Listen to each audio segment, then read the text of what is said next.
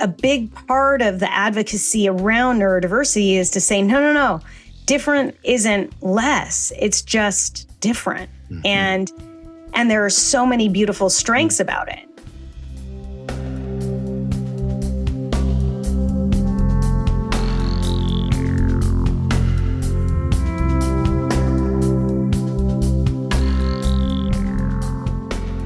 Hey everyone, it's Raghu. I am back, and I'm back with someone that's, how long have we known each other? Nicole? Not that long, right? Not that long. Maybe 2 years since I've been going to the Maui retreats. Oh, yes. So I met her through Ram Dass, as I meet most people through Ram Dass over the years, Nicole Tetreault. And tell me just a little bit about how you even came to the point where, Nicole is a neuroscientist, everybody, and has a wonderful book that from a couple of years ago. And it encompasses neuroscience. And what I want to get at today is the way in which we can take this kind of information, which has a scientific undercurrent, shall we say, and nomenclature and so on that people get nervous about. But there's stuff in here that I think can really help us all. You don't have to have any real acumen around the sciences, but the reality is things can change. And that's what Nicole and I were just talking about. And she was about to say, even with you at your age, you can still probably change a little bit. How did you even get to any kind of interest? And I know you have an interesting childhood. My interest in neuroscience really started when I was 18. My mom was diagnosed with Parkinson's disease. So it's a neurodegenerative disease where you lose motor neurons. And over time, it becomes a global experience in the brain because everything is connected. And so for me, I really came into neuroscience wanting to reduce suffering for her, suffering for people who were dealing with Parkinson's, which led me to kind of my studies where I transitioned a little bit out of Parkinson's research because it was a little bit too heavy when I was at UCLA, and I moved over to Caltech and focused my studies on autism. And what I found is that there are a lot of similarities when we're looking at the brain and we're thinking about neuroinflammation, and we're thinking about social connection and our reward systems and how we just process life and how much inflammation was related to the experience.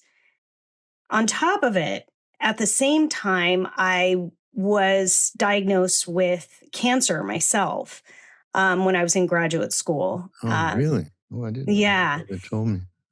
And when I was diagnosed with cancer, I had a 1-year-old. I was at UCLA, and I pretty much wanted to drop out. I was in really deep depression.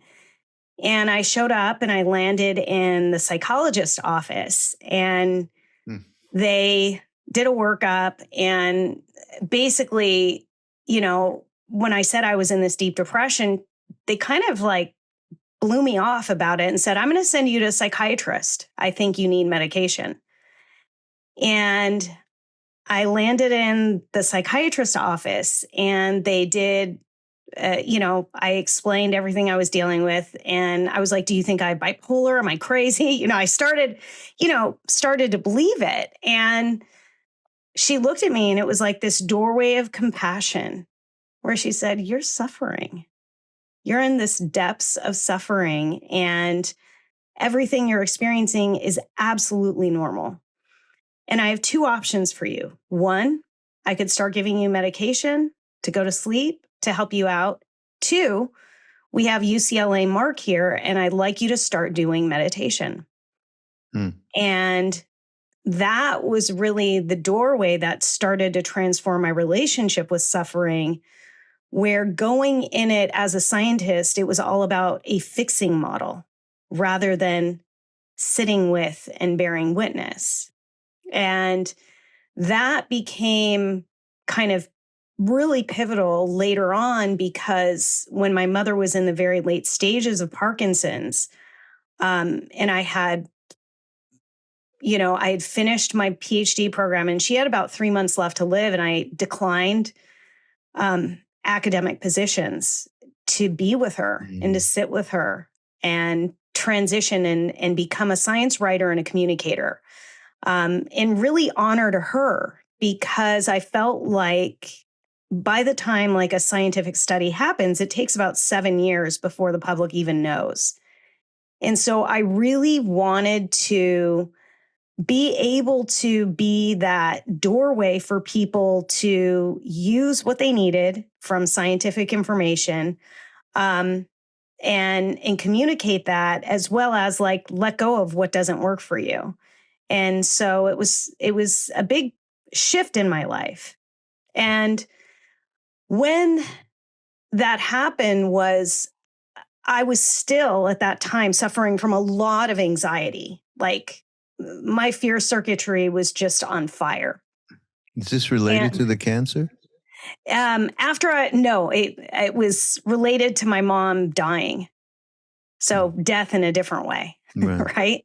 Not my personal death, but I mean, I guess there are deaths that you have when somebody else passes, because the memories of them, your connection together is that physical presence is gone, even though the memories still live. But it was really my coming together with how, when my mom was, transitioning and kind of every single baseline, she was in a wheelchair, not very different than Ram Dass, for her last years.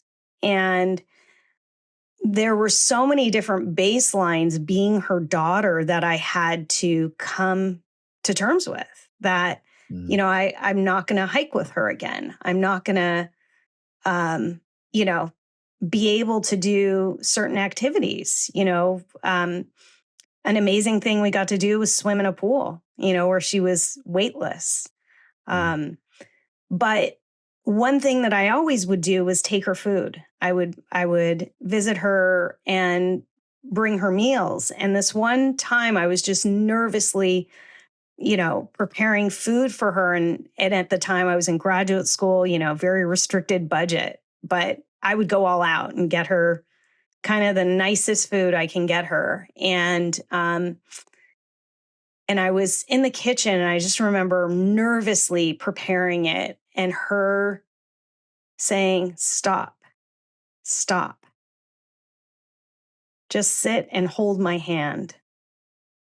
And sitting with her was really a transformative experience, because she started to hold my hand and say, I know. And it was the first time of like really being aware of bearing witness of that suffering in real time, rather than it being a thought or, this is a feeling or this is an emotion, but it was like bearing witness together, like, okay, we're doing this thing. And this is how we're going to do it. And so it just changed me, because I said, I'm going to be with her through this. And it became a living meditation, being with her as she transitioned. No. They say that everybody, of course, has parents, and most of the time, you will be going through a transition with one of them, if not both.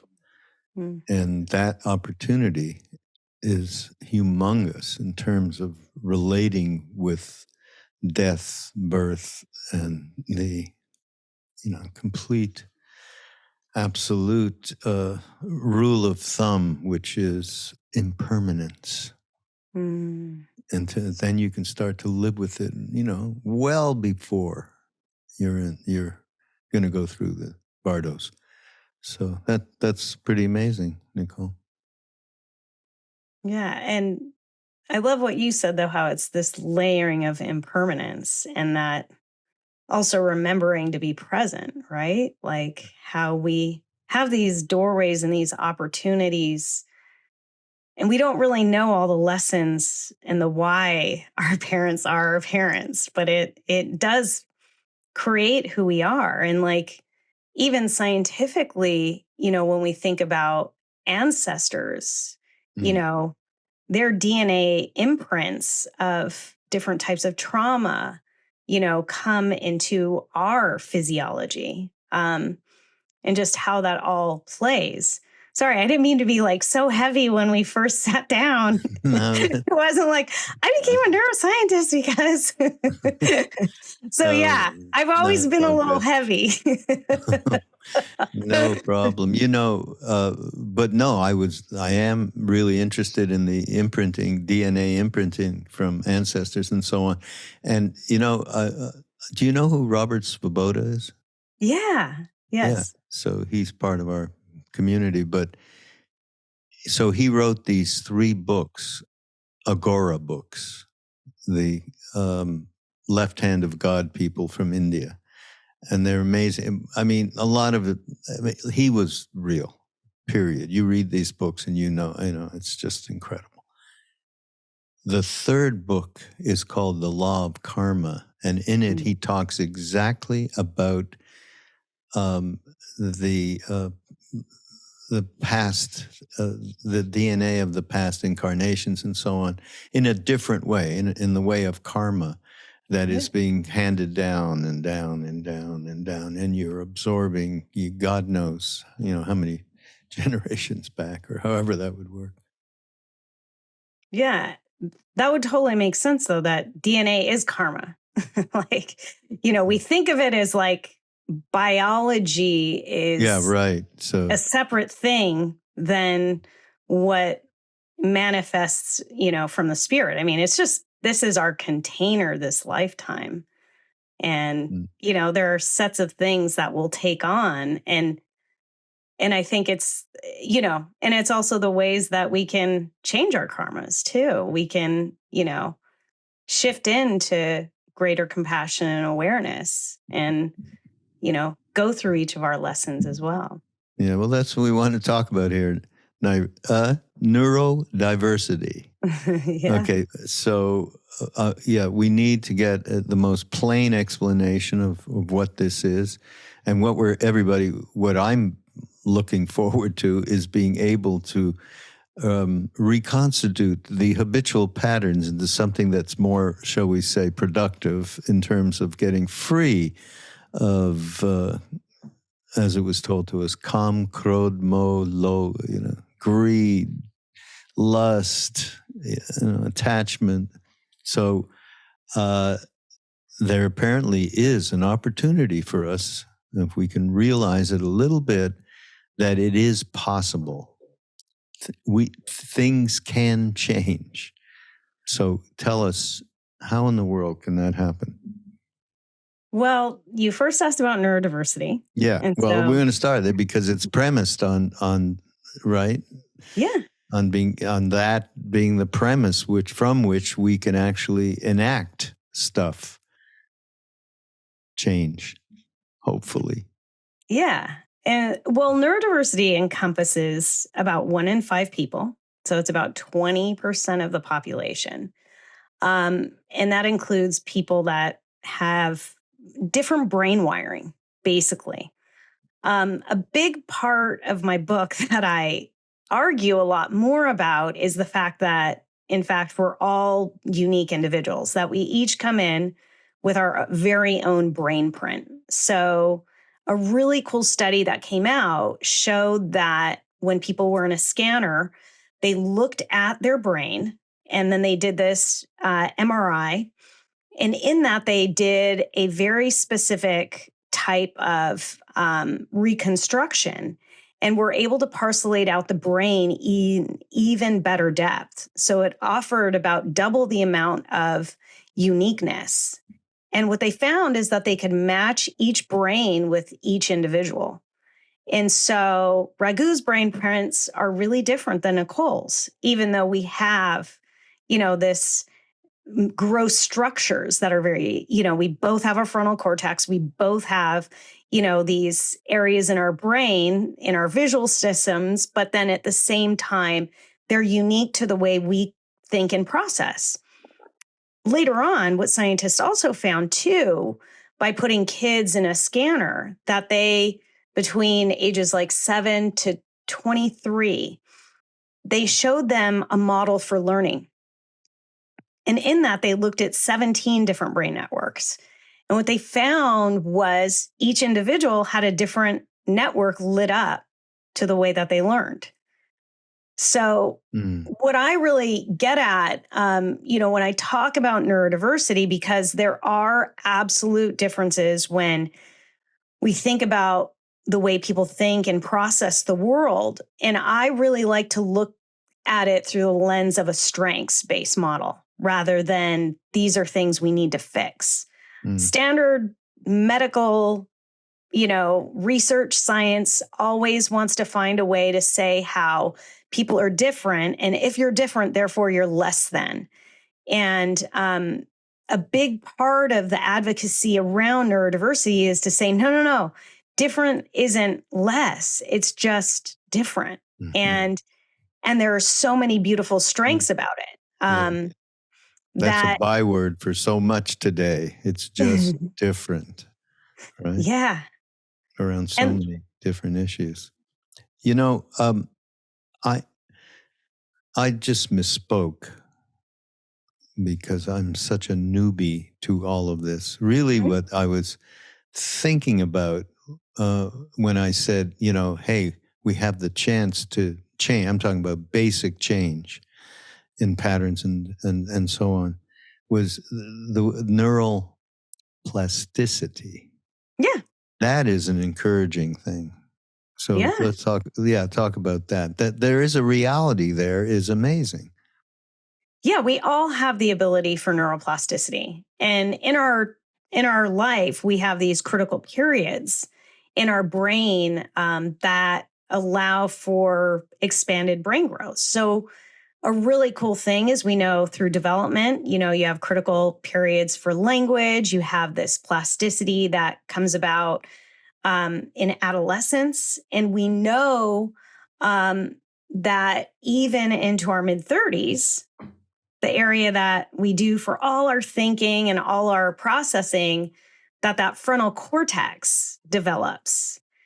But what's even cooler is how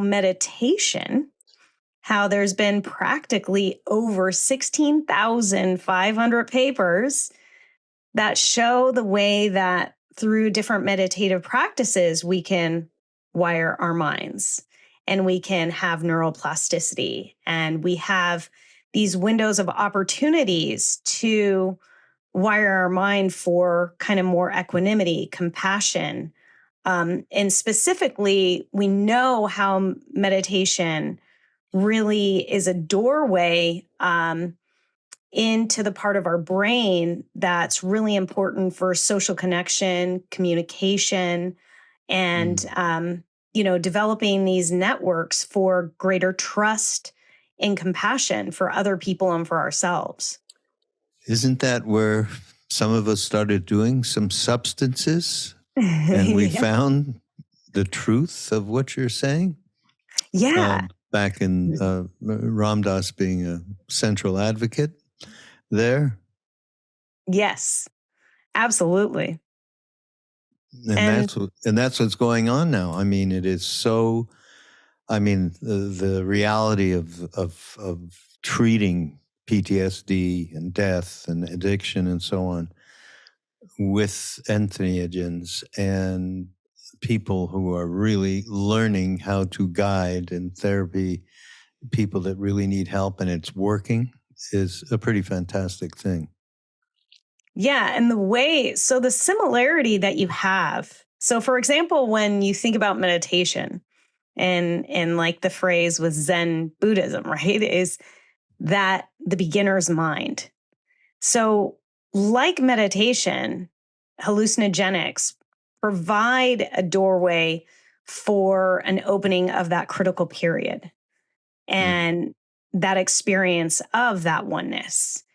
And so when you open up these critical periods, specifically for like social emotional connection and learning, and you're in a therapeutic setting, or maybe not, but you're close enough. Maybe you're with a little guru. set and setting takes place, shall we say, at the very least.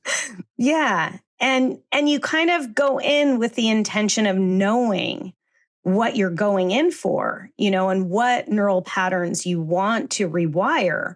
And especially, when you're in a therapeutic setting and you set it up with an intention, and you're processing what kind of can be rewired. What's so amazing about the doorway of a hallucinogenic is that it is opening up that critical period for that neuroplasticity to happen, where you can rewire new networks and let go of that trauma permanently. Yeah. And come into a space where you have more social connections with each other. And what's really interesting is with the process, like when we know that social emotional learning, there is a critical period, but through our lives, we know, for example, that the serotonin kind of goes away over time, but with hallucinogenics, it opens it back up. So you get both, not just the social reward of the dopamine, but you get that serotonin where you get that reworking of that circuitry happening. And when that happens, you have that engagement again, where you can kind of heal that trauma that you may have suffered. Yeah. And you're right. This is open. The door to it is open through practice, be it meditation, chanting, reading from the Bible. Whatever it is, practice. I don't know why I said that. Do you know that we ended up in India with Ram Dass the second time? And all we heard about was Christ, and we started reading the Bible. I'd never read the Bible in my entire life, okay, on multiple reasons. I wasn't Christian, but the Old Testament for sure. And now that seems like one of the greatest things I did. And we used to sit around with Ram Dass and we'd read from the Gospels.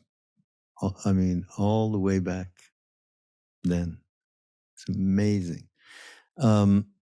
Anyhow, I don't know how we got there, except for the fact is that the door opens through practice for sure. And certainly psychedelics, as you say, there's a period of time, and most people take psychedelics profoundly, shall we say, when they're younger, right? That's the way it was. I think we still get mail. Hey, I took some psilocybin and someone gave me Be Here Now. Wow, I never heard of Ram Dass, that kind of thing. So, so I guess that period, that formative period is extremely important. But now what about as we get to middle age and we have well-developed habitual patterns, neurotic tendencies, we've got it all going, the movie of me, which is this thing Duncan and I just put out. That is, how do we get to the movie of we is what we were speaking to, but then speak to it from the plasticity, the neuroplasticity for people that have, now you're in a really tough zone where you've got some solid shit that you could do. Yeah, well, I love that you say it's the movie of we, right? That's what psychedelics offers. That's what practice offers, is shifting out of that fear space and into the love space. And so what's so profound when we begin to practice, so like, let's just take chanting as a very simple practice of repeating mantra, right? When you're doing that, scientifically, you're reducing your fear circuitry. They show that people who are in Navy SEALs use mantra to reduce fear. Really? I didn't know. Yeah. Wow. And so when we just think about a simple act, and when you're talking about practice, and it goes all the way to reading the Gospels and seeing what Christ consciousness is, that it is love, right? It is what Ram Dass talked about for loving awareness. And coming into that space of love versus fear is what dissolves that separateness. And it's the same thing that psychedelics can do, where all of a sudden the I, the one, the me, the only me, my experience dissolves. And you sit in the space where you are one with everything. And that becomes a doorway that can enhance your practice. You don't have to do psychedelics at all.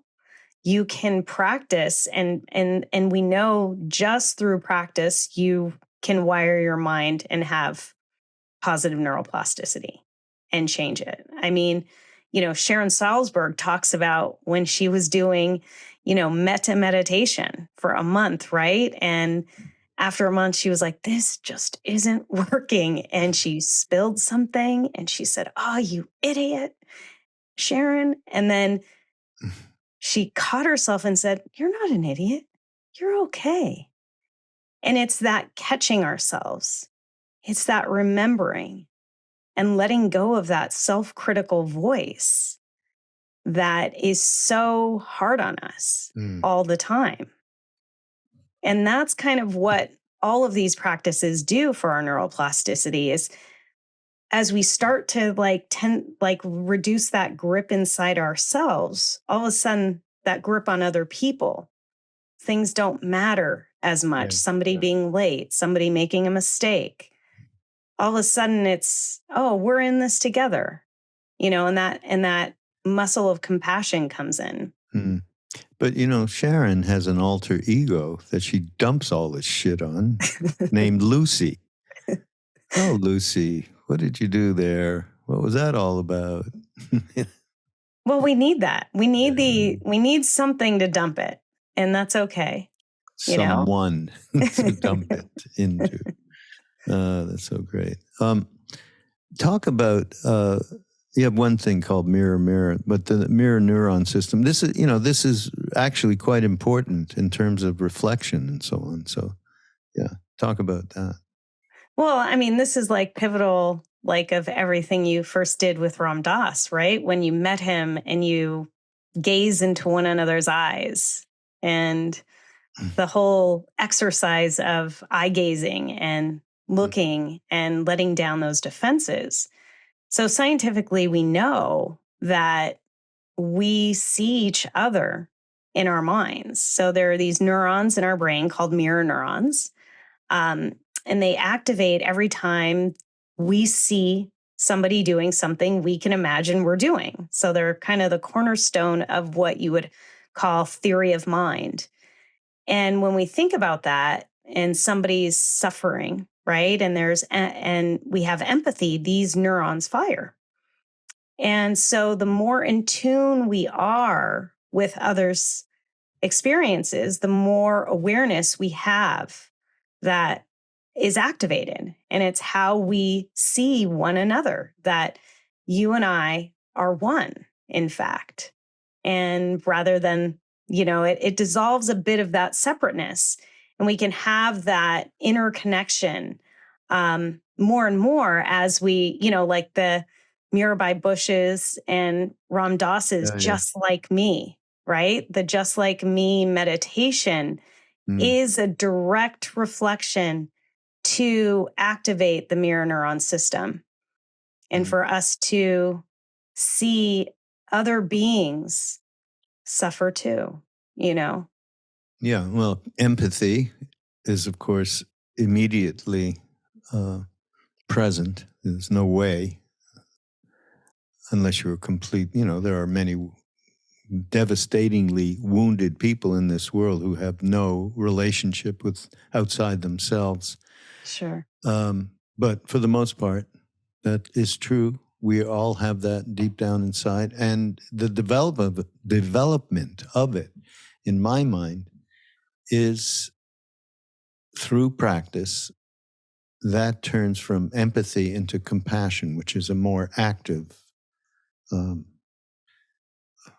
principle for people to end up in a situation where that is how we recognize each other as all being part of the one, is through compassion. So Ram Dass has talked a lot about, there's some great stuff, anybody out there want, in terms of Ram Dass related to compassion and generosity. It's quite wonderful. Yeah, and when you're talking about compassion, it's really the most skillful means and action, right?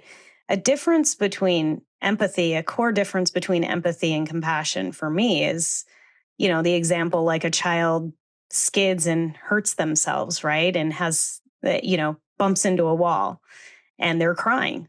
Empathy is feeling it with them and crying with them. Or if you want to have compassion, you relieve their suffering. You offer them a hug. You rub the area where they've been injured. And so that's kind of the difference, where compassion is the action, the most qualified action in that moment, which can change from time to time. And so when you're talking about generosity and compassion, that comes back to the loop in the sense that when we have altruistic actions that are for the benefit of all beings, that in itself enhances our compassion. But not only that, that enhances our long-term reward system. So those are like the helping, where you get the helper's high, right? Because you get a positive dopamine rush rather than, a transient, it's a long lasting, because you're part of something bigger than yourself. You're connected to other things versus a transient one where you go and you get yourself a brand new car, that wears off. Yeah. Whereas a long-term act of generosity really has the effect that it's intended for. And I mean, even when you think about generosity and the cycle of it is really just sharing. Like you even I think about how Maharaj-ji would say to you, all the money in the world is mine. And like for a being to think that, and then you think about different spiritual teachers that have used that in a very unique way and position themselves, for example, Osho. Yeah, no, that's just human reality. There's no accounting or understanding any of that. But with Neem Karoli Baba, we understood without our minds, and to be able to express it, of course, we have to use our minds. But that place that he was coming from there was no polarization of a me and a you. All money in the world is mine. It's impossible to understand that.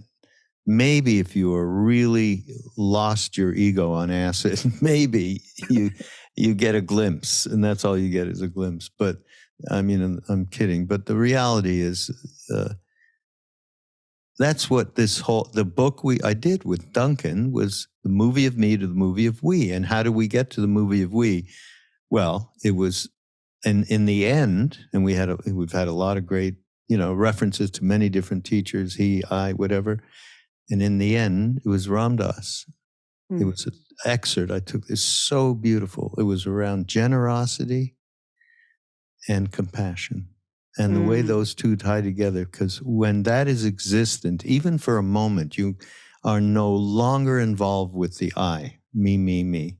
You aren't, because you're going to, in the case you were talking, you're going to help the child one way or the other. You're taking the action. As soon as you do that, you are not thinking of me, me, me anymore.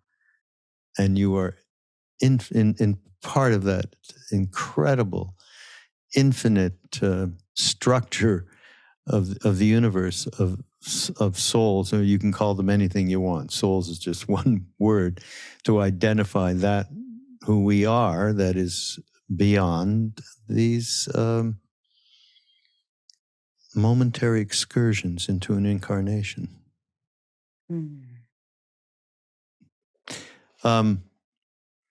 I also wanted to, you talk about anxiety. So here's another thing that everybody can agree on. We all get anxiety, day-to-day, part of being human. So, but you were pointing out that there's a very appropriate anxiety and part of our DNA about what keeps us alive. And yet there's an anxiety that we don't need to take on. Yeah, talk about it from the neuroscience point of view. Well, when we think about anxiety, I mean, it's always been categorized as it's not healthy. The reality is that transient anxiety that we can have rise up, gets us to wake up, get to our desk, do our job, is an element that we have a deadline, we have to get something done. The persistent anxiety that can exist is very different. And transient anxiety lasts 40 minutes. So anything that persists longer than that becomes really unhealthy on our nervous system, where we get an influx of inflammation.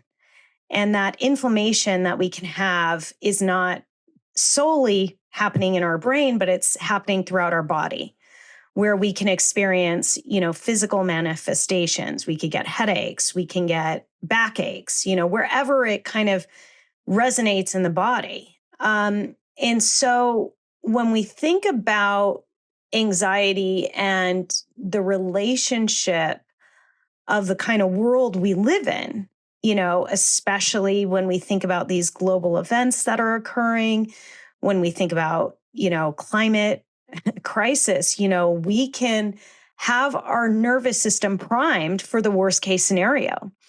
And, I kind of, I'm going to talk about this in a sideways, because in a scientific perspective, there's this whole idea that there's this negativity bias that in terms of the way that our brains are primed, that we are out there to see danger, and we don't live, out in the Saharas anymore. And so there isn't as much immediate danger. There isn't that lion that is in Raghu's office right now or here. And the lion just attacked somebody not that far away, a few miles, took their dog, and they had to chase the lion. Okay, so this is not that true. Oh, yeah. Do you have mountain lions? Yeah. It's scary. I don't know what to do. I mean, can you imagine? These two guys chased the mountain lion up the hill and screaming and going crazy. It had the dog in its mouth, and they managed to scare it away, and they got the dog back. Did the dog survive? Survived. Wow. Unbelievable. A second time I've heard about this in the local news in 2 months, not more. Okay. So we're back to the Sahara, I got to tell you. So strike everything I just said. Nicole's I a know liar. what you mean. Yes. And we went through, into the industrial age, 200 years ago or something? Nothing really in the scope of time. And here we are. We don't know what the hell we're doing and what's going on. And the anxiety is taking a different shape, I would say. Yeah, exactly. So there are real mountain lions in the case of Raghu. And actually in the local mountains here too. But in general, but like you're saying, the anxiety has taken you could feel it, you breathe it, it's in the air. And so when we come back to how to shift out of that, it really comes back to our practice and the basic uses of how we can wire our minds out of that, and recognize what elements of anxiety are productive for us and which are really pulling us out, right? Because the whole point of Be Here Now, whether it's thoughts of anxiety and that, we didn't talk about this, but we have close to like 60,000 thoughts a day. Yeah. So, ouch. Some of us could have even more, right? You're going to say, well, no, I have 100,000. And so, but when you think about that, like that is super freaking intense. And so where we focus our attention, where we focus our awareness is the piece that matters when it comes to how to calm our nervous systems back down, or at least witness and acknowledge it. And there's this one study, so that came out that was really pivotal, and it showed it was at UC Berkeley, where they identified that we have close to 27 core emotions. And what they found was transient anxiety lasts close to 40 minutes, like I said. And then simultaneously, they found that the longest standing emotion was sadness, and it lasted 130 hours. Oh my God, really? Yeah. And in contrast to that, gratitude lasts 5 hours and joy lasts up to 35 hours. So this is kind of where the concept of the work of Rick Hansen really comes in, where we can kind of prime our nervous system and start to think about taking in the good. So as not as a spiritual bypass, not to not acknowledge when suffering arises. So there was this one time I literally was giving a talk about the nervous system and our emotions. And right before I got on a plane to go speak, I found out somebody had passed away. And I was like, oh, gosh, And I realized I had to show up. And then I thought about the study and I said, okay, there's 130 hours. That's sadness. It's not grief. But I thought sadness is one of the stages. And that gave me a little, just enough to recenter my mind and say, okay, this is impermanent. It's not going to last forever. I could get on the plane, I could do this talk, and it's going to be okay. And it allowed me to have, so it's sort of like having the information that the science could say, okay, there is an actual endpoint to this suffering, and then using whatever practice it is that gets you to shift your awareness into the space of being able to witness it and not be consumed by it, really is that space where the anxiety doesn't become the story. Yeah. Making friends with impermanence, uncertainty is what the development we would hope that everybody could get to with some practice. So you're not, yes, you're going to immediately react if someone passes and you get that information. And you're in the midst of whatever else you have to do related to other humans who are counting on you or whatever. And there is a moment that suddenly there's spaciousness, and you can be with both things. That's what Ram Dass used to say. I've said this a billion times on podcasts. He used to say, you can be on more than one plane of consciousness at the same time. So you can be in the sadness of that moment and grief, and you can be in the moment where we are not separate and nothing begins nor ends. And that's a difficult thing, especially in of course, with someone passing like that. That's very difficult, but it's ultimately, I've seen him, he did it. I've seen him do it personally. Ram Dass. Absolutely. When our good friend's daughter passed, he was right with him. And Ram Dass was completely here, not disparaging the horrible grief and sadness of, in this case, losing a child, but also being in the place that she is not going anywhere. Mm-hmm. Yeah. So these things are possible. That's all. I just want to make sure everybody understands, yes, it's possible, absolutely possible to go inside and work on oneself to have that kind of an outcome. And he was living proof of it. And he taught you so much. on how to be living proof in ways. Yeah. I mean, I wouldn't be here without him for sure. And I'm, he's been gone, 4 years. I'm living proof that, or it is living proof that that is real. He hasn't gone anywhere, because I have to talk to him all the time, because I used to on the phone. Now I have to do it on another plane of consciousness. And he's quite there in terms of all of the ways in which I used to call him and say, look, my self-interest is involved here. What am I going to do about this? ambition, whatever it might be. And he just laughed, and he, without saying a word, sometimes he would just undercut this kind of self-seriousness, right? Which is a problem for us. Hey, do you want to talk about the... Wait, I want to say what you always want to keep changing. Yeah. No, I love what you're talking about, though, because when you think about it, it's like, I never met Ram Dass in the body, but I talk to him all the time too.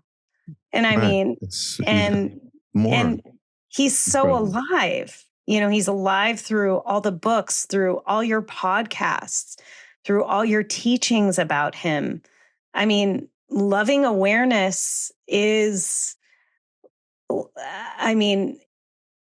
it's him, it's in every fabric that I feel is part of Love, Serve, Remember, and all these different podcasts where, it's different voices, it's different perspectives, and it's also the one singular voice. And see, this is a testimonial, everybody out there, so it won't get any better than this. I couldn't do it better myself if I tried. Okay, testimonial it's a testimonial for what Love, Serve, Remember really is. Just like Be Here Now is beyond the aphorism to something that without that, it's going to be a very difficult life. So, we're very fortunate. And his thing was all about sharing. So remember, you mentioned that before? This kind of sharing is it's an intimate way for us to open up with everybody around us, is sharing. And that's what Ram Dass represents. He couldn't stop sharing. He was told, don't share, don't tell anybody about me, Neem Karoli Baba said, and that's all he did. And he later said to me, how could I not share that jewel? It's impossible. So that's true compassion. So that's what we're trying to point out here. There's a possibility that we can all change enough of these patterns that we have and come from a little bit of a different perspective. And it's amazing how real change is. It's real. Yeah. Okay, so now I want to hear about the gut. And the last thing here, because we don't have much time, the gut and the brain connection. I got a real problem with that. Oh, well, I have terrible digestion issues that I'm getting treated for because of India, mostly. India killed me dead that way. It was worth it, though. But yeah, talk about the gut and the brain. I very well understand the basic principle, but I think it's a good thing for all of us to understand. Well, when we think about the gut-brain connection, so really quick, one thing we were talking about with anxiety really quick that I want to say from a physiological standpoint that I forgot to mention is literally when we take 3 deep breaths. So we're talking about the love space versus the fear space. When we take 3 deep breaths, we have that release of positive neurochemicals of oxytocin and vasopressin, which are 2 neurotransmitters which increase our trust and our sense of connection with others. And it also kind of opens up to be more spacious. Like literally our body vasodilates, so you have less constriction, you have more oxygen flow happening all throughout your body. And so just taking 3 simple deep breaths, like changes our physiology, and shift us out of that anxiety. Yeah. And the way that can relate when we're thinking about the gut-brain connection. So we have, on average, 100 billion neurons. And then in our gut, we have close to 700 million neurons. So like the size of a cat brain lives in our belly. And what's even more crazy about that is there are neurotransmitters specifically. So when we're talking about rewiring our minds, we have close to 90% of our serotonin is made by our gut. So that's our kind of social, emotional, feel good hormone. And then 50% of our dopamine is made that way. And that's kind of our reward. So when we think about a dysregulation or when the gut is not happy, that's going to vastly affect our mental states. The other complicated factor about our gut is that 70% of our immunity is made in our GI. So those immune cells also have a really important element in terms of neuroinflammation and the way that you have that bidirectional kind of things happening between the gut and the brain. And, Shiva and Shakti. So if Shakti is not happy in your gut, then, the awareness is going to be really hard. That's a simple, direct way to put it. Yes. But, and so the other complicating thing too is like the microbiome that we have. And what we're learning so much more is having a happy gut. So having good microbes, healthy microbes can really combat chronic GI issues and can increase positive mood. So like researchers at UCLA simply found taking probiotics can reduce anxiety and increase a sense of well-being and positive mental health.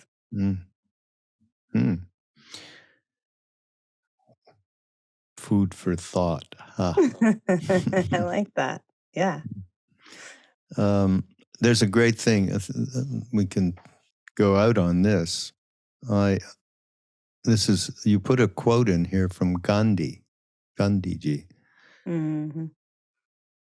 Yeah, that one summer when we were with Neem Karoli Baba, we went all up to Kosani, to a Gandhi ashram, where he had written one of his books. And we all stayed, about 20, 30 people stayed there and did this, couple of month thing. I don't know how. He just got rid of us because any chance he could to get rid of us, he took. However that really works is another thing. But Gandhi was very important to us.